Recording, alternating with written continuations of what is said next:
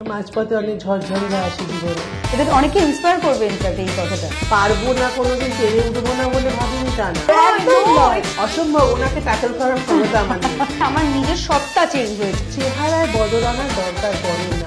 পাশের বাড়িতে ঠিক এরকম কাউকে দেখতে পাই, কোথায় না নেই, বা আমি অ্যাজ এ হিউম্যান বিং আমি কিরকম তাতেই আমাকে মানুষ ভালোবাসবে। থিয়েটার শেষ হলে হারিয়ে যায়, কিন্তু ফিল্ম রয়ে যায়, কথাগুলো রয়ে যায়।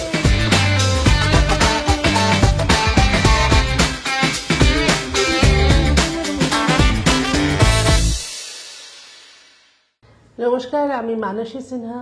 আজকে আমি এবং পায়েল মুখার্জি, আমার কলিগ, আমার বোন, আমরা চলে এসেছি আপনাদের সঙ্গে আড্ডা মারতে। কি নিয়ে? আমাদের পরের ছবি 5 নম্বর স্বপ্নময় লেন নিয়ে। আড্ডা মারতে শুরু করলে তো আড্ডা শেষ হবে না, তো একটু শেয়ার করি আমাদের প্রথম ছবির ইতিহাসটা। সবাই সেটা মুখিয়ে থাকে সবসময় জানার জন্য। আমাদের প্রথম ছবি ছিল এটা আমাদের গল্প। আমি জীবনে ভাবিনি আমি কখনো ক্যামেরায় ডিরেকশন দেব বলে, সত্যি বলছি ভাবিনি। আমার মায়ের খুব স্বপ্ন ছিল যে আমি একদিন ক্যামেরাতেও বড় ডিরেক্টর হব। মা বলতেন এবং আমি সেটা হেসে উড়িয়ে দিতাম, কিন্তু পাকে চক্রে সেটা হয়ে গেল। এই গল্পটা যখন মাকে শুনিয়েছিলাম তখন মা বলেছিলেন যে এটা ভালো ছবি হয়। তো আমি বললাম হ্যাঁ, চেনা জানা বন্ধু বান্ধব কেউ যদি করতে চায় কখনো আমার লেখা নিয়ে ছবি। তখন মা বলেছিলেন তুমি করো। আমি কোথা থেকে করবো, ছবি বানাতে কত টাকা লাগে, কোথা থেকে আসবে। অদ্ভুতভাবে তখন একটা যোগাযোগ হয়, একটা হাউস থেকে বলা হয় আমাকে ছবি করার জন্য, হয়েও যায়। মাঝপথে অনেক ঝড়ঝঞ্ঝা আসে জীবনে, মানে আমার জীবনে নয়, ছবির জীবনে। ছবি মাঝপথে বন্ধ হয়ে যায় এবং তারপর আমার সঙ্গে যোগাযোগ হয় শুভঙ্কর মিত্র, ধাগা প্রোডাকশন। সুভাষ বেরার রেফারেন্সে শুভঙ্করের সঙ্গে আমার যোগাযোগ হয়। ইনফ্যাক্ট সুভাষদাই বলেন যে ও ছবিটা শেষ করতে হবে, এত ভালো ছবি। সুভাষদার গল্প শুনে এবং রাজ থেকে খুব ভালো লাগে, বলেন এটা শেষ করতে হবে। শুভঙ্কর আসে, মানে কি বিশাল রিস্ক নিয়ে নিজের হাউসের ব্যানারেও শেষ করে। তখন কিছুই জানে না আমার সম্বন্ধে, কাজ সম্বন্ধে, জানে না এটার ভবিষ্যৎ কি, ওর কোথায় গিয়ে দাঁড়াবে ব্যাপারটা। কিন্তু তা সত্ত্বেও ওরা রিস্কটা নেয় এবং ছবিটা মানুষের ভালো লাগে। এবং ভালো লাগে বলেই শুভঙ্কর তখন পরিকল্পনা করে যে ঠিক আছে তাহলে পরের ছবি করব আমরা। সেখান থেকে 5 নম্বর স্বপ্নময় লেনে জার্নি শুরু হয়। এই সবাই মিলে এবার আমরা 5 নম্বর স্বপ্নময় লেন দিয়ে হাঁটছি। 20 তারিখে আপনাদের সঙ্গে দেখা হয়ে যাবে সেই রাস্তায়, এই আশায় আছি। কিন্তু মানুষটি মানে এটা না শুনে দর্শক খুব মানে ভাবতেই অবাক লাগবে যে তুমি কখনো ভাবোইনি ডিরেকশন দেবে। মানে ভাবিনি, মানে আমি আমার ক্ষমতা সম্বন্ধেই ওয়াকিবহাল ছিলাম না। মানে এমন নয় যে পারবো না কোনোদিন পেরে উঠবো না বলে ভাবিনি তা না, আমার এই যোগ্যতাটা আছে সেই ধারণাটাই আমার ছিল না। I simple as that. এটা অনেকে ইন্সপায়ার করবে ইনফ্যাক্ট এই কথাটা, যে আমাদের ভাবতে হবে। তবে কি এখন আমার একটা কথা মনে হয়, এই এতগুলো দিন পেরিয়ে জীবনে যে অনেক কথা তো ভেতরে জমা হয়ে আছে, তো সেই কথাটা বলার তো একটা জায়গা দরকার। মানে সব কথা আমার সঙ্গে সঙ্গে চলে যাবে, সেটা কেমন একটা হয়। তো এইটাকে এখন আমার মনে হচ্ছে যে এটা একটা প্ল্যাটফর্ম যেখানে দাঁড়িয়ে আমি আমার কথাগুলো বলে দিতে পারি। থিয়েটার শেষ হলে হারিয়ে যায়, কিন্তু ফিল্ম রয়ে যায়, কথাগুলো রয়ে যাবে। এইটা আমার একটা ভাবনা জেগেছে মনের মধ্যে, একটা পজিটিভ অ্যাঙ্গেল থেকে আমি জিনিসটা দেখছি এবার। এবং শুধু তাই নয়, তুমি একজন অভিনেত্রী থেকে ডিরেকশন আসার জন্য, মানে একজন ডিরেক্টর না শুধু ডিরেক্টর পয়েন্ট অফ ভিউ থাকে, আর তুমি যেহেতু একজন অভিনেতার পয়েন্ট অফ ভিউটাও দেখতে পাও, হ্যাঁ অবভিয়াসলি মানে আমাদের জন্য খুব ইজি হয়। মানে অনেক ক্ষেত্রে হয় না যে ডিরেক্টর কিছুটা বলে দিলেন, কিন্তু একটা আর্টিস্টেরও তো একটা পয়েন্ট অফ ভিউ থাকে, তারও একটা ভাবার জায়গা থাকে। তাছাড়া সেটা তুই তো কাজ করেছিস আমার সঙ্গে, আমি কখনো কারোর উপর কিছু চাপিয়ে দাও না। তার কারণ আমি তো একজন অ্যাক্ট্রেস, আমি তো জানি চাপিয়ে দিলে বিরক্ত লাগে, তখন আর কাজটা ভালো লাগে না। ভালো না লাগলে তুমি কোনো ক্রিয়েটিভ কাজ করতে পারবে না, ভালো লাগতে হবে। ইনফ্যাক্ট তুমি বলো যে ঠিক আছে তোরটাও কর, আচ্ছা এটাও একবার করে দেখ, তারপরে যেটা ভালো লাগবে সেটা আমরা রাখবো। এমনও হয়েছে বহু শট যে আর্টিস্ট তো বেটার করছে, আমি একটু ওটা করি না, করেছিস, তখন আমার মনে হয়েছে এটাই বেটার, ঠিক। তো এটাই থাক। হ্যাঁ, আমি তো সবসময় শেষ কথা হতে পারি না, কারণ আমি মিসেস রাইট হতে পারি না। পৃথিবীতে কোনো মানুষের ভাবনা কেউ বলতে পারবে না যে 100 ভাগ আমি ঠিক ভাবছি। আর এটা একটা ক্রিয়েটিভ কাজ, এটা একটা জয়েন্ট ভেঞ্চার, এটা সবাই মিলে হবে, হাতে হাত রেখে হবে। ওরম ভাবে হয় না যে আমি আমার ভাবনাটাই শুধু চাপিয়ে দিই। মানুষ খুব ইম্প্রোভাইজেশনকেও মানে অ্যাকসেপ্ট করে খুব মানে ব্রডলি। অনেক সিনে তো আমি কম্পোজিশন করার আগে তোদের ছেড়ে দিয়েছি, যে দু একটা জায়গায় লেগেছে বলেছি এটা করিস না ওটা কর, বা এইভাবে না বসে ওভাবে বস। কিন্তু আদারওয়াইজ অনেক কম্পোজিশন তোরা নিজেদের মতো করেছিস, আমি বলছি ভালো লাগছে তার। হ্যাঁ, কিছু কিছু কম্পোজিশন এরকমও ছিল, আমার বিস্কুট খাওয়া। হ্যাঁ, মাঝে কপ কপ করে বিস্কুট খাচ্ছে, চা খাচ্ছে, আমি এই যে কথা বলতে কফিটা খাচ্ছি, দিস ইজ ন্যাচারাল। ওকে বকছে, পরে অপা বলছে আমি ওকে বকছি কিন্তু যে চা খাচ্ছিস কেন।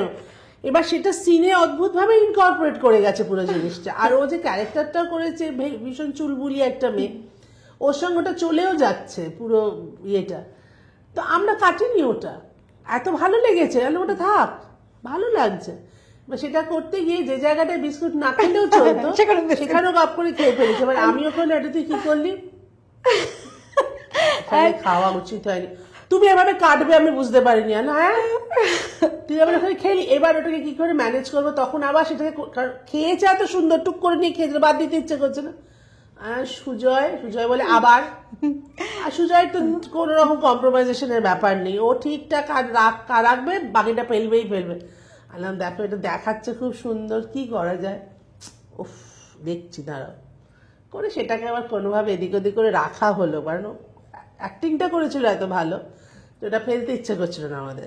এবং ওটা আমার ডাবিং এ খুব সমস্যা করেছে, কারণ এত বিস্কিট ডাবিং করতে করতে বিস্কিট আমি খেয়ে, বিস্কিটও নয় পায়েল, গোটা ছবিটা এত ও ও আচ্ছা ও তোদের হ্যাঁ বলো হ্যাঁ, এইবার মেলাতে গিয়ে বলছে আমি এসব কি বলেছি, বলতেই হবে না মানে। গোটা সিন হয়ে যাওয়ার পর আমাকে বলছে প্রশান্ত দিদি দুটো বাদ গেছে, দুটো পাই দেখ দুটো কোথায়, না নেই, ভালো করে দেখো আমি সব বলেছি, এই দেখো দিদি মুখ নড়ছে আওয়াজ নেই, এটা কোথায় ছিল, কি করেছি না আমি মানুষের, তুমি কেন বারণ করনি, আমি বরং কোথায় ছেড়ে দিচ্ছি যে তোদের ভালো মতো ইচ্ছে মতো কর, যেই কেস খাচ্ছে বলছে তুমি কেন বারণ করনি। এই সেই হয় না, মেয়েরা রাগ করে বাড়ি থেকে বেরিয়ে গেল, বন্ধুর বাড়ি গিয়ে উঠলো, তারপর মাকে ফোন করে বললো কেন আটকাওনি, ব্যাপারটা এইরকম হয়। মার বাড়ি থেকে না বরের বাড়ি থেকে তো বেশি হয়। না মাকে ফোন করে বলে আমার কেন আটকাওনি, আমি বর দিকে ওইদিকে যাচ্ছি না, ধর রেগে বন্ধুর বাড়ি চলে গেল, তারপর দুদিন বাদে যখন বুঝছে যে বন্ধুর বাড়িতে অ্যাকসেপ্টেন্স সেরকম নেই, তখন মাকে ফোন করে বলে আটকাওনি কেন, মানে মায়েরই দোষ জানো যে আটকালেই ঝামেলা মিটে না, দোষ আমার ছিল। কিন্তু মানুষের সাথে কাজ করে ওই যে বললাম যে অভিনেত্রী যখন ডিরেক্টর হয় না, অনেক স্পেস পাওয়া যায়, অনেক মানে সেটা একটা অন্যরকম এক্সপিরিয়েন্স ছিল। আমি নিজে যখন অভিনেত্রী হয়ে কাজ করি তখন আমি ওই রিজার্ভেশন গুলো ফিল করি যে আমাকে যদি আরেকটু ছেড়ে দিত তাহলে আমি আরেকটু হয়তো খোলা মনে কাজ করতে পারতাম।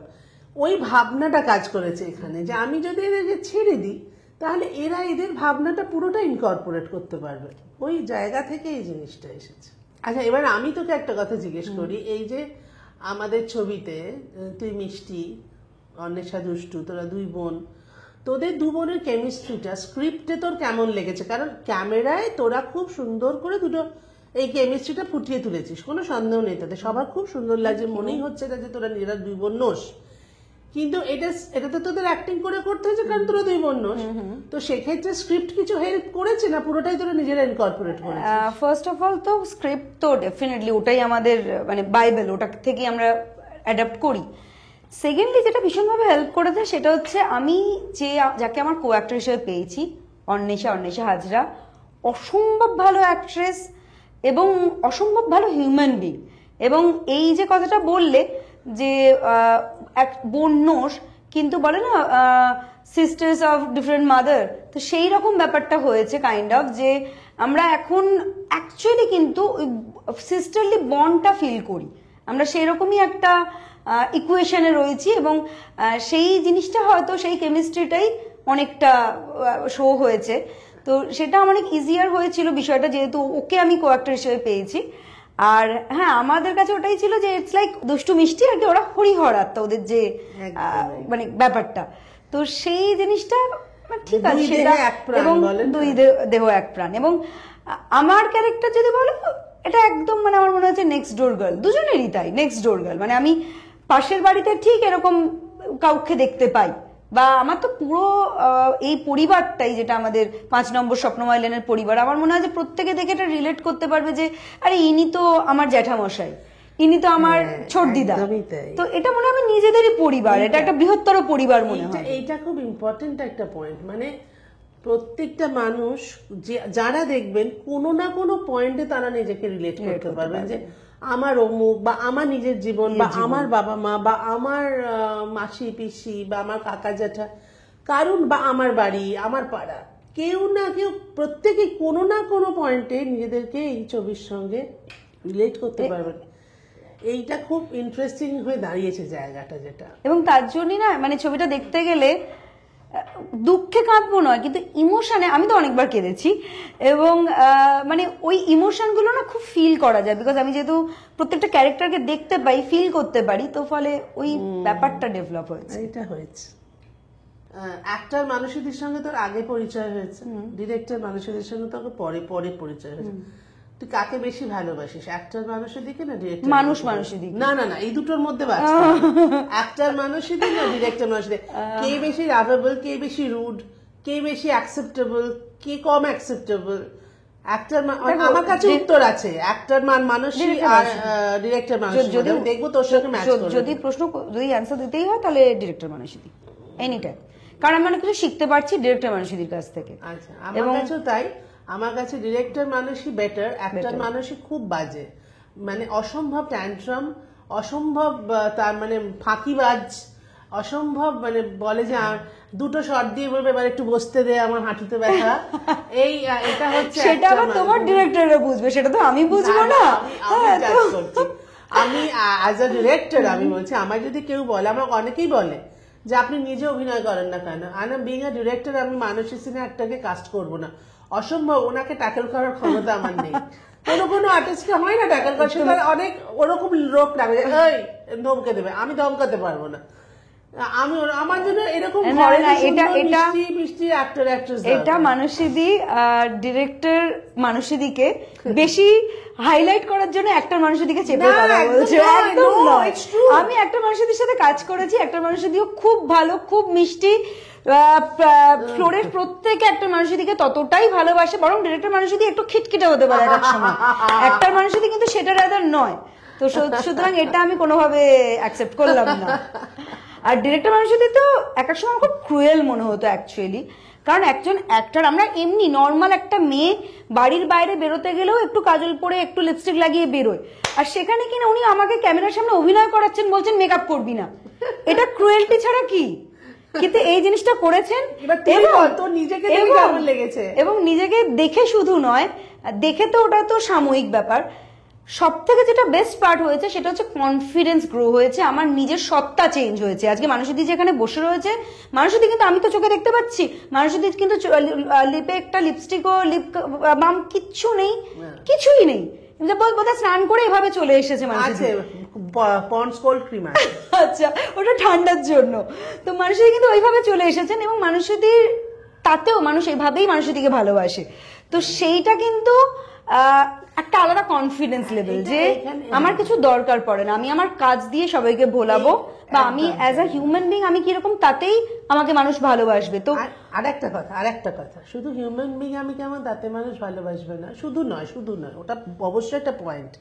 তার সঙ্গে একটা পয়েন্ট আমি অ্যাড করবো, কোনো মানুষকে নিজেকে রিপ্রেজেন্ট, এটা একটু হয়তো ভারী কথা হয়ে যাচ্ছে, don't take it on that way, আমি নিজের বিশ্বাসের কথাটা বলছি। কোনো মানুষকে নিজেকে রিপ্রেজেন্ট করার জন্য, ছেলে মেয়ে উভয়তই, কিন্তু ছেলেরাও ভীষণ টেক কেয়ার করে সে জায়গা থেকে বলছে, কোনো মানুষকে কারোর সামনে নিজেকে রিপ্রেজেন্ট করার জন্য চেহারায় বদল আনার দরকার পড়ে না। আমার চোখের পাতা যদি আমার হালকা হয়, 4টে পাতা কম থাকে, সেটা মাস্কারা লাগে ঘন করার দরকার নেই। আমার গায়ের রং যদি ট্যান্ড হয়, ক্রিম লাগিয়ে সাদা করার দরকার নেই। আমার যদি 0 ফিগার না হয়, যদি মানে ও অল ফিগার হয়, অলের বেশি 4 নম্বর 5 নম্বরও হয়, আমার নিজেকে দিয়ে দরকার নেই। যেটা দরকার, যেটাও বললো এক্ষুনি, কনফিডেন্স। আমি তেমন, আমাকে তোমায় তেমন ভাবে অ্যাকসেপ্ট করতে হবে। তাহলে কি হয় না, কখনো ব্যাক অফ মাইন্ডে ওইটার মেনটেন করার চাপটা থাকে না।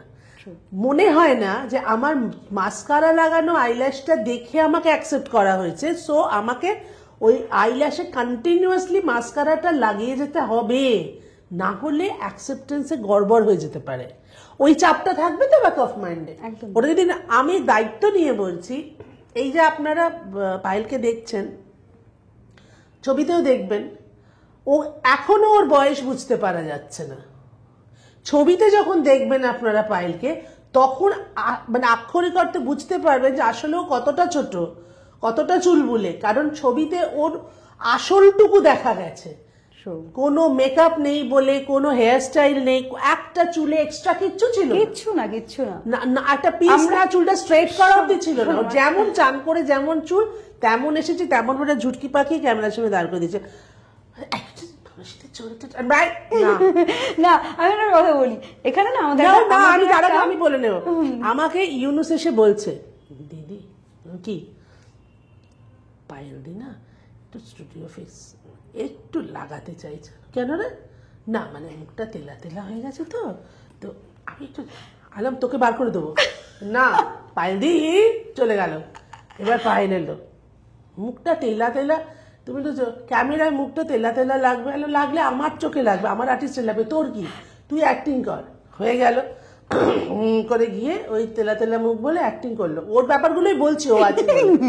এইবারে আমি বললাম এইদিকে মনিটর দেয়, কি দেখবো একদম, আমি একটু কি বাড়িয়ে বলি, কি দেখবো, এই ভালো লাগছে, এই আমার ভালো লাগছে, এই দেখো দেখো, আমাকেই বলছে। আমি তো জানি ভালো লাগবে, তাই তো ভাবে করেছি। আমাকে এরকম দেখতে না, এই ভালো লাগছে, ভালো লাগছে, চলে গেল। পরদিন থেকে আরো প্রবলেম নেই, আর স্টুডিও ফিক্স খোঁজে না, আর স্ট্রেটনার খোঁজে না, কিচ্ছু খোঁজে না। ওই কনফিডেন্স গ্রো করে গেল যে কিচ্ছু ছাড়া আমাকে ভালো লাগে, তাহলে ফুল কনসেন্ট্রেশনটা আমি অ্যাক্টিং এ দাও।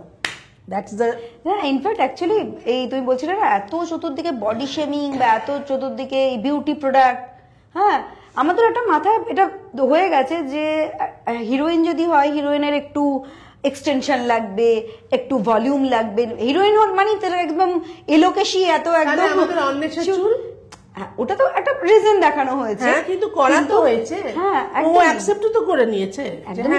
আমাদের ওই হয় না সাইকোলজিক্যালি ওই জায়গাটা হিট করে থাকে। তো সেটা আমি বললাম যে আমি এটা শিখলাম, আমি এই ছবির মাধ্যমে মানুষের সাথে কাজ করতে গিয়ে এটা ডেফিনেটলি শিখেছি যে আমি একটা পিস লাগাবো না, আমার তো দেখ আমার মাথায় টাক পড়ে গেছে। আমি বললাম ওটাই টাক পড়েনি, হয়তো একটু পাতলা হয়েছে বয়সের সঙ্গে সঙ্গে।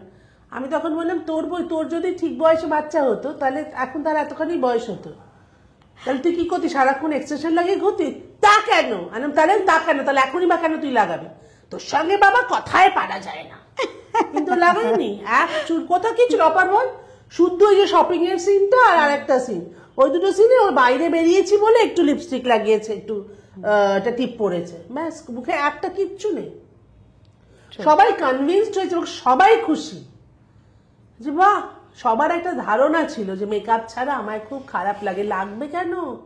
তোমাকে নিজেকে তো দেখতে খুব সুন্দর, তুমি যেমন তেমন, তোমাকেই তো লোকে কাজ করছে, তাহলে আলাদা হয়ে যাওয়ার দরকার কি রং মেখে?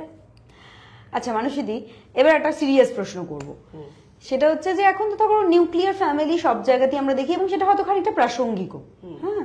তো সেক্ষেত্রে একান্নবর্তী পরিবার, যেটা হয়তো আজ থেকে 10-20 বছর আগে থেকেই সব ভাঙতে শুরু করে দিয়েছে, সেরকম একটা টপিক নিয়ে কেন, মানে হঠাৎ কি মনে হলো যে এরকম একটা টপিক নিয়ে তুমি? এটা খুব খুব ইম্পর্টেন্ট একটা প্রশ্ন।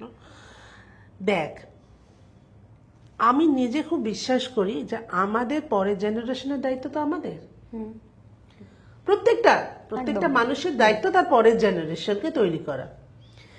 পরের জেনারেশনের মানসিকতা তৈরি করে দেওয়ার দায়িত্ব কিন্তু আগের জেনারেশন। It's true. আমি ভুল বললে তুই আমার কারেকশন করে দিবি, কারণ তুই আমার পরের জেনারেশন। হ্যাঁ, আমি আর তোর মা প্রায় সমবয়সী, একটু এদিক ওদিক। তো সেক্ষেত্রে এই যে বাচ্চারা এখন একা বাঁচায় অভ্যস্ত হয়ে যাচ্ছে, ফলে তারা কি হচ্ছে, তারা সেলফ সেন্টার্ড হয়ে যাচ্ছে। কারণ তারা চারপাশে মা বাবা ছাড়া আর কেউ নেই যাদের কথা তাদের ভাবতে হবে। হয়তো সিবলিং, অথবা সে একা।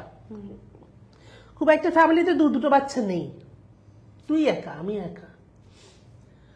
তো সেক্ষেত্রে যেটা দাঁড়াচ্ছে সেটা হলো, বাচ্চাটা যখন বড় হচ্ছে ও কারুর কথা ভাবতে শিখছে না। একই সঙ্গে না ওর বাবা মার কথাও ভাববে না কোনোদিন, কারণ বাবা মা সমানে ওকে বলছে আমাদের কথা ভাবতে হবে না বাবা, তুমি নিজেরটুকু দেখে নাও। কিন্তু একটা সময় তো বাবা মার ওই বাচ্চাটার হাত দরকার পড়বে, তখন বাচ্চাটা বলবে তুমি আমাকে হাত বাড়াতে শেখাওনি। জয়েন্ট ফ্যামিলিতে, আমি তো জয়েন্ট ফ্যামিলিতে বড় হয়েছি, অনেক চারপাশে অনেক জয়েন্ট ফ্যামিলি দেখেছি। জয়েন্ট ফ্যামিলিতে না অনেকগুলো হাত থাকে, একজন ভুল করলে আরেকজন ঠিক করে দেয়। একজন যদি বাচ্চাটাকে একটা কিছু ভুল মেসেজ দেয়, আরেকজন এসে বলে না ডোন্ট ডু ইট, এটা করো না। বাচ্চাটার সামনে অনেক কিছু অপশন থাকে শেখার জন্য, ফলো করার জন্য। জয়েন্ট ফ্যামিলি এই জন্য খুব ইম্পর্টেন্ট পরের জেনারেশনের জন্য। জয়েন্ট ফ্যামিলি শেখায় যে শুধু নিজের কথা ভাবলে হবে না, এই এত বড় পরিবারের দায়িত্ব এরপর তোমায় নিতে হবে। দেখো যেমন করে তোমার বাবা নিয়েছেন, যেমন করে তোমার জ্যাঠামশাই নিয়েছেন, বা যেমন করে তোমার পিসি নিয়েছেন। অনেক ফ্যামিলিতেই তো ছিল যে দুটো ভাইয়ের পর দুটো বড়, আগে দুটো দিদি, তারপরে দুটো ভাই। দিদিরা জামাইবাবুরাও সমানভাবে দায়িত্ব নিতেন, তারা মনে করতেন না যে আমার বিয়ে হয়ে গেছে বলে আমার কোনো রেসপন্সিবিলিটি নেই। তো সেই জিনিসটা এখনকার বাচ্চারা না শিখে যদি, তাহলে তো এখন শুধু কলকাতাটা ওল্ড এজ হোম হয়েছে, তো এরপর গোটা পশ্চিমবঙ্গটা, গোটা ভারতবর্ষটা ওল্ড এজ হোম হয়ে যাবে। এটা আমাদের দরকার, জেনারেশন বাই জেনারেশন চেনানো, যে সবাইকে নিয়ে বাঁচতে হয়। হতে পারে বড় বাড়িটা নেই আর ছোট ফ্ল্যাটে থাকো, বাট একসঙ্গে না থাকলেও এক্সটেন্ডেড ফ্যামিলিকে তুমি অস্বীকার করতে পারো না। হয়তো তোমার কাকা তোমার সাথে তোমার সঙ্গে থাকেন না, কিন্তু মাথায় রাখতে হবে they are part of our family also. তারা আমারই লোক, হয়তো দুটো শহর দূরে আছেন বা দুটো পাড়া দূরে আছেন, আমি তাদের বাদ দিয়ে দিতে পারবো না। এইটা বোঝা, ফ্যামিলি বন্ডিংটা রাখতে হবে। দূরে থাকো কাজের সুবাদে বা যাই হোক না কেন, কিন্তু family bonding should be there. নিজে একা বাঁচা যায় না, এটা শেখাতেই হবে। আমরা ভুল শিক্ষা দিয়ে ফেলছি বড্ড বেশি। একা বাঁচো, নিজেরটা নিজে করে নাও, এই ভাবনা থেকে এখন কিন্তু সংসারও টেকে না। এই যে আজকাল আমি দেখি অদ্ভুত ভাবে দুটো বাচ্চার বিয়ে হয়, ছেলে মেয়ে, হঠাৎ করে তাদের সেপারেশন হয়ে যায় এবং তারা খুব ক্যাজুয়ালি সেটা অ্যাকসেপ্ট করে নেয়। তারপর বলে আমরা বড় ছিলাম, এখন আমরা বন্ধু হয়ে গেলাম। না, স্বামী স্ত্রী সম্পর্কের মধ্যে বেসটা তো বন্ধুত্ব। ইনফ্যাক্ট পৃথিবীর যে কোনো রিলেশনের বেসটা হচ্ছে বন্ধুত্ব। বন্ধুত্ব বিভিন্ন ধরনের হয়, বন্ধুত্ব না থাকলে কোনো সম্পর্ক টেকে না, ট্রু। বাট বন্ধুত্বর ওপরেও তো প্রত্যেকটা সম্পর্কের একটা আলাদা আলাদা আইডেন্টিটি আছে। সেই আইডেন্টিটি যখন হারিয়ে যাচ্ছে, সেটাকে আমি আবার বন্ধুত্বে কনভার্ট করে নিচ্ছি। কেন পাচ্ছি বলতো? ওই বন্ডিং, স্বামী স্ত্রী হিসেবে বন্ডিংটাই তৈরি হয়নি। ওই বন্ডিং তৈরি হওয়াটা শিখছেই না এরা, ফলে বন্ডিং তৈরি হচ্ছে না। বন্ডিং ভেঙে যাওয়ারও কোনো কষ্ট আর এদের মধ্যে থাকছে না। ইমোশন হারিয়ে যাচ্ছে জীবন থেকে, ইমোশন জানছে না, ইমোশন চিনছে না, মারাত্মক দিকে চলে যাচ্ছে জেনারেশন। আমরা তোমার এই যখন প্রমোশন স্টার্ট হয়েছে, আমরা গিয়েছিলাম নর্থ কলকাতার বিভিন্ন বাড়িতে। সেখানে যেটা হয়ে থাকে যে পুরনো বাড়ি ভেঙে পড়ছে বা অনেক রকমের প্রবলেম, অনেকে থাকেন না এখন। তো বাট ওখানে একটা প্রশ্নই দেখলাম বারবার, তাদেরকে যখন আমরা জিজ্ঞাসা করেছি, তারা এটাই বলছেন যে আমাদেরকে এখানে এখন ঝাঁ চকচকে একটা ফ্ল্যাট করে দিক, অ্যাপার্টমেন্ট করে দিক, সেখানে তো দম বন্ধ হয়ে আসবে। আমার এখানে যেরকমই থাকুক না কেন, এখানে কিন্তু আমাদের কোনো একটা বাড়িতে একটা প্রোগ্রাম হোক, কোনো একটা পার্টিকুলার উৎসব হোক, কিছু হোক, সব পুরো ফ্যামিলি আমাদের এক জায়গায় হয় এবং আমরা দম নিয়ে বাঁচতে পারি। কেন বলতে পারে, কেন বলছে কথা? আমি আমার ফিলিংটা বলছি, জানি না মিলবে কিনা। কেন বলছে বলি? কিচ্ছু নেই ওই বাড়িতে। ওই বাড়ি ভেঙে ঝাঁ চকচক হলে ভালো থাকবে ওরা, শুধু কি হারিয়ে যাবে বলতো? স্মৃতি হারিয়ে যাবে। স্মৃতি নিয়ে বাঁচতে ভুলে যাচ্ছে মানুষ। স্মৃতিকে ইরেজ করে দিচ্ছে, পাস্ট ভুলে যাচ্ছে। কি হবে মনে রেখে? ওই যে নচিদার গানটা আছে না, দাদুর বা বাবার ঘড়ি, দাদুর ছড়ি, এই ছোট্ট ছোট্ট জিনিসের মধ্যে যে এই যে সেন্টিমেন্ট জড়িয়ে থাকা, এই যে বললাম ইমোশন চলে যাচ্ছে জীবন থেকে, তাহলে ইমোশন যদি চলে যায় তাহলে ওই জিনিসের প্রতি, ওই ঘরটার প্রতি, ওই কোণার প্রতি সেন্টিমেন্ট না, নেই নেই, ছিল ছিল, ব্যাস দ্যাটস অল। ঠিক যেমন সম্পর্ক ছিল ছিল, নেই নেই, জিনিস ছিল ছিল, নেই নেই, মানুষ ছিল ছিল, নেই নেই। জীবনের শেষকালে পৌঁছে আমি একা ছাড়া কেউ নেই আমার পাশে। তখন বন্ধ ফ্ল্যাটে একা একা মারা যাওয়া, 3 দিন পর বাইরের লোক গন্ধ পেয়ে খবর পাবে। এই দিকে আমরা ঠেলে দিচ্ছি আমাদের পরের জেনারেশনকে। পরের জেনারেশন ভাবছে না আমাদের কথা। এখন যেরকম আমাদের জেনারেশনের লোকজন একা বন্ধ ঘরে একা মারা যাচ্ছে না, 3 দিন পর জানতে পারছে সবাই, এদেরও পরিণতি তাই হবে। কারণ এরা সন্তান চায় না, এরা স্বামী স্ত্রী সম্পর্কে থাকে বা থাকে না, এরা সন্তান চায় না। কে দেখবে এদের? আমাদের না হয় আছে, আমরা ভাবছি আমাদের কেউ দেখো না, এরা তো আনছেই না কাউকে নিজেদের দেখাশোনা করার জন্য। সেগুলো ওদের কাছে বার্ডেন বলে মনে হচ্ছে, কারণ এরা বন্ধনই চিনছে না, তো ওগুলো এক্সট্রা বন্ধন বলে মনে হচ্ছে। মুক্তি হারিয়ে গেল, স্বাধীনতা চলে গেল মনে হচ্ছে। বন্ধনের মধ্যে যে অদ্ভুত প্রাপ্তি, বন্ধনের মধ্যে যে স্বাধীনতা, সেটা চিনছে না তো। আমার আপ্রাণ মনে হয় আমার যতটুকু ক্ষমতা তাই দিয়ে অন্তত ছবিটা এঁকে যাই, কোনোদিন যদি দেখে, কোনোদিন যদি চেনে। কারণ আমার খুব শেকড়ের প্রতি একটা অদম্য টান, আমি শেকড় ভুলে থাকার কথা ভাবতে পারি না। আমি বারবার ওই ছবি আঁকবো, বারবার আঁকবো। আমার মনে হয় টানটা বোধহয় সবার আছে, কিন্তু হয় না কিছু সময় অনুঘটকের দরকার হয়। হ্যাঁ, হয়তো এই ছবিটা অনুঘটক হিসেবে কাজ করতে পারে, যখন যারা দেখবে বলে তো সেটা আমার কাছে ঈশ্বরের আশীর্বাদ হয়ে আসে। কারণ কোথাও একটা দেখে না, এই ছবির সময় আমরা এখন শুটিংও করেছি, আমাদের কান্না সিনে গ্লিসারিন লাগবে না, একদম তাই। আমি বলতে যাচ্ছি এটা, এই যে স্টোরি বা এই যে ইমোশন, এটা কিন্তু প্রত্যেকের ভেতরেই হয়তো আছে, অনেক সময় একটু উস্কে দিতে হয়।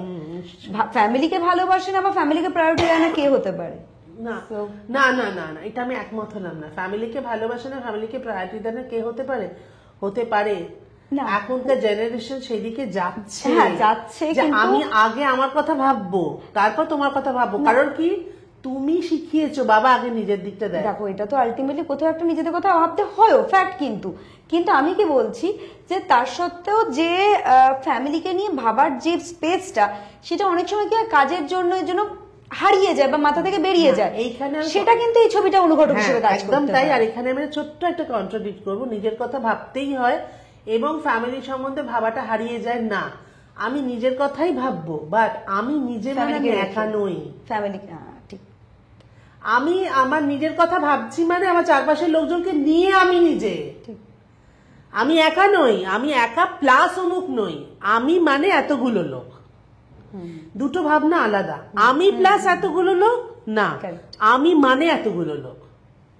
ওই সেকেন্ড ভাবনাটাই জীবনে ভীষণ প্রয়োজনীয়। প্লাস যদি তোমার কেউ হয় না, তাকে মাইনাসও করে দেওয়ার অপশন থাকবে তোমার। কিন্তু যদি তোমার ইনবিল্ট হয় সেটা, তাহলে তুমি চাইলেও বাদ দিতে পারবে না। ওইটাকে ওই জায়গায় আবার মনটাকে নিয়ে আসতে হবে, তবে মানুষ বাঁচবে। নইলে মানুষ বাঁচবা মরবার আগেই মরতে থাকবে একটু একটু করে। একদমই তাই। তো দেখুন তো 5 নম্বর স্বপ্নময় লেন। আচ্ছা, 5 নম্বর স্বপ্নময় লেন, এই যে নামটা এত সুন্দর একটা নাম, হ্যাঁ, তো এখানে স্বপ্নগুলো কিভাবে বাঁচে এটা একটু। এখানে স্বপ্ন বাঁচেনি, এটা তুই জানিস, তবু বলে দিচ্ছি। এখানে স্বপ্ন বাঁচেনি, এটা হচ্ছে একটা স্বপ্ন ভেঙে যাওয়ার গল্প, এবং সেই স্বপ্নকে কিভাবে কুড়িয়ে এনে জোড়া দেওয়া যায় তার গল্প। তার গল্প। এখানে এই রাস্তাটার উপর অনেকগুলো ভাঙা ভাঙা স্বপ্ন ছড়িয়েছিল। সেই স্বপ্নগুলোকে কারা কিভাবে কুড়িয়ে আনলো বা আনতে চাইলো, পারলো কিনা, এইটা গল্প। মানুষের কথায় স্বপ্ন দেখতে হবে এবং ইচ্ছাটা রাখতে হবে, যাতে কিনা স্বপ্নগুলোকে সফল করা যায় বা চেষ্টা করা যায়। চেষ্টাটাই আসল।